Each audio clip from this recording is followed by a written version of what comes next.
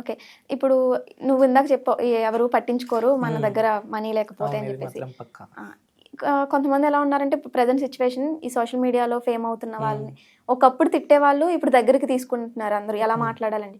అలా డిఫరెన్స్ ఏమైనా చూసావా? డాడీ చనిపోయినప్పుడు జరిగిన సిచ్యువేషన్స్ చూసాను, కి ఫేమ్ ఇప్పుడు వచ్చినాక ఫేమ్ చూసాను.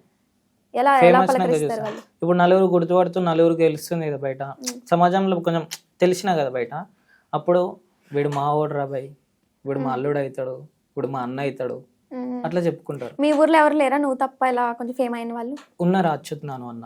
ఓకే. అంటే ఆ అన్న ఎలాగో నీకు ఫస్ట్ నుంచి సపోర్ట్ చేస్తున్నాడు కదా. ఓన్ బ్రదర్ కన్నా ఎక్కువ చూసుకుంటాడు. ఓకే. బ్యాక్ సపోర్ట్ అంటాడు ఇక అన్ననే నాకు.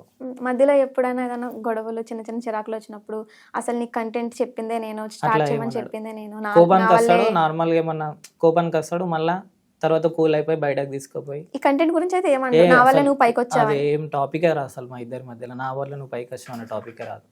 అంటే హెల్ప్ చేసిన వాళ్ళే కొన్ని సిచ్యువేషన్ లో వాళ్ళే తొక్కేస్తా ఉంటారు కదా. అలాంటి అన్న మైండ్ సెట్ ఈ 2 years లో ఎప్పుడు అనిపించలేదా? అనిపించలేదు. ఓకే, మంచి అన్న దొరికాడైతే నీకు.